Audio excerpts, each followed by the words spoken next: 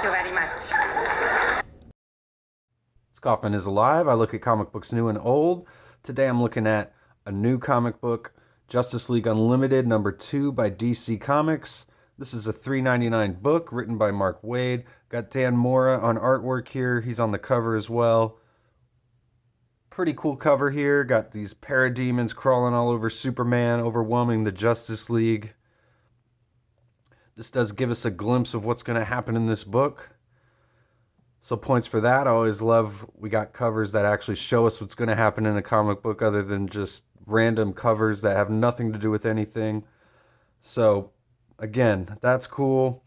I like Dan Mora's artwork in here. Really solid artwork. I especially really love the backgrounds all throughout this book. There's no skimping on the backgrounds here at all. Like we're in Costa Rica here. You really can kind of feel like you're in this Costa Rican town.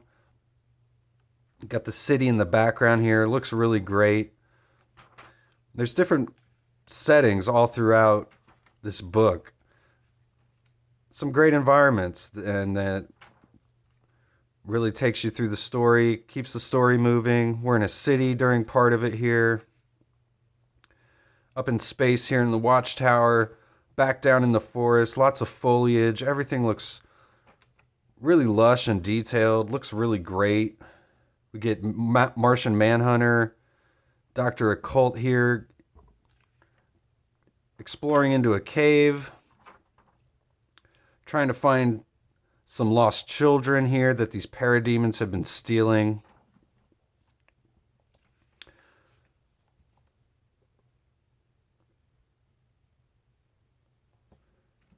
The parademons think that they're still subservient to Darkseid in this issue, not realizing that Darkseid's vanished. Manhunter lets him know Darkseid is dead. The parademon can't believe it. And he says, to be torn from your home against your will, imprisoned and abandoned on another planet for years and years. Can you imagine my suffering? He's trying to justify him stealing children. He's saying, surely you agree, human seed spawn are at best a commodity. And this just sends Martian Manhunter completely over the edge here. He shapeshifts into one of the parademons and tries to scare the parademon himself, saying, are you alone? Does this suit you? See yourself as I do. And he's just smashing the guy's face right into the ground here. Before finally Wonder Woman tries to hold him back here. And this just sends Martian Manhunter off on his own. And Dr. Occult reveals to Superman and Wonder Woman that Martian Manhunter confided in him that he's lost some of his powers.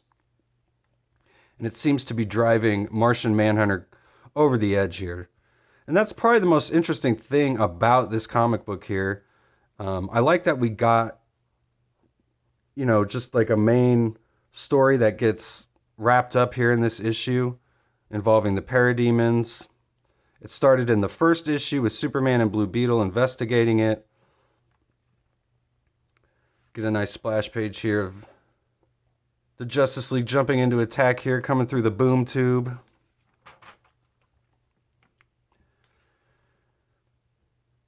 So I like that we get a self-contained story in this issue, although I feel like for this Justice League Unlimited, it supposedly is supposed to, be this like super team, no pun intended, like one of the most powerful versions of the Justice League. It seems like in these first two issues, they're dealing with some side quests, it seems like, more than any sort of real major threats.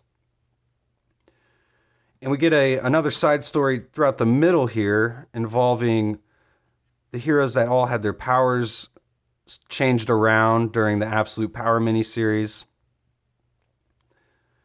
Atom Smasher being one of them. But the other Atoms, they've built this machine, this device that can bring their powers back, and they're able to do that here. And it just kind of makes me wonder what the whole point of them having this storyline of all the heroes losing their powers,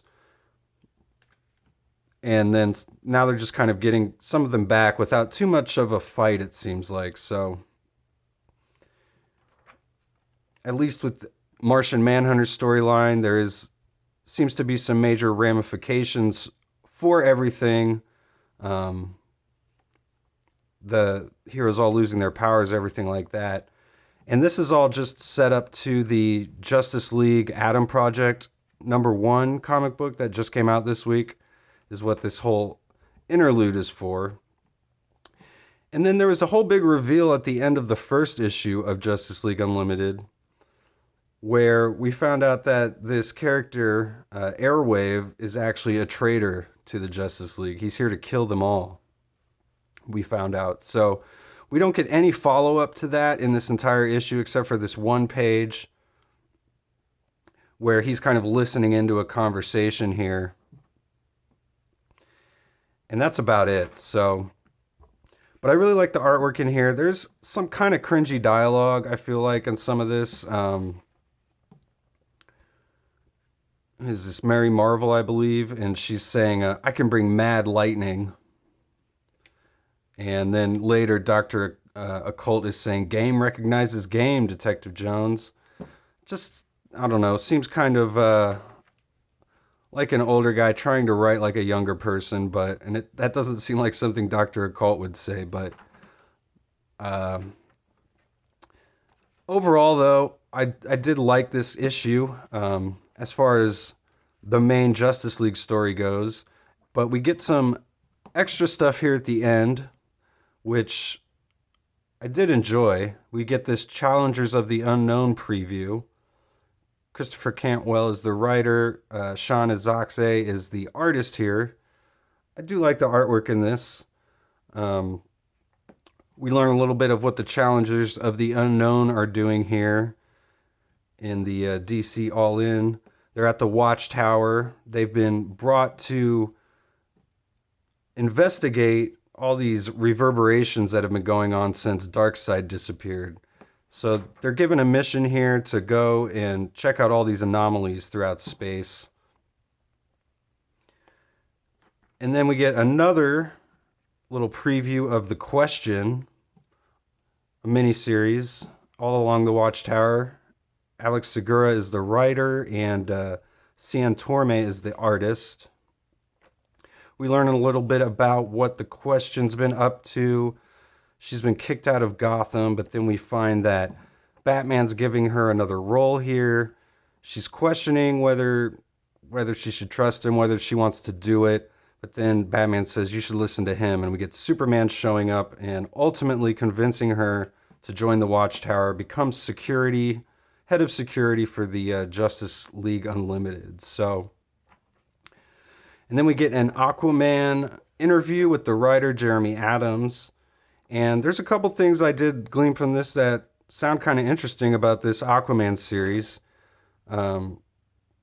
We find out that he switched powers with Mera, so now Aquaman actually has the ability of hydrokinesis and just controlling water now. So, which I think is a cool power to give Aquaman.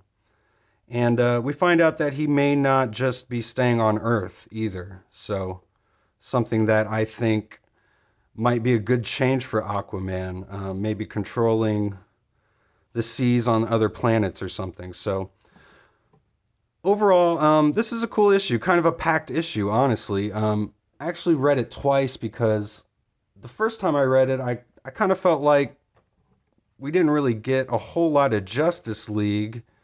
And we got this interlude with the Atom Smashers, but I kind of went back. I actually did a page count here, and there's actually 20 pages of the full Justice League story, plus the preview pages. So really, for $3.99 price, pretty good issue. All this stuff all ties together. The Challengers of the Unknown, The Question, even the Aquaman interview with the writer, all ties into Justice League Unlimited.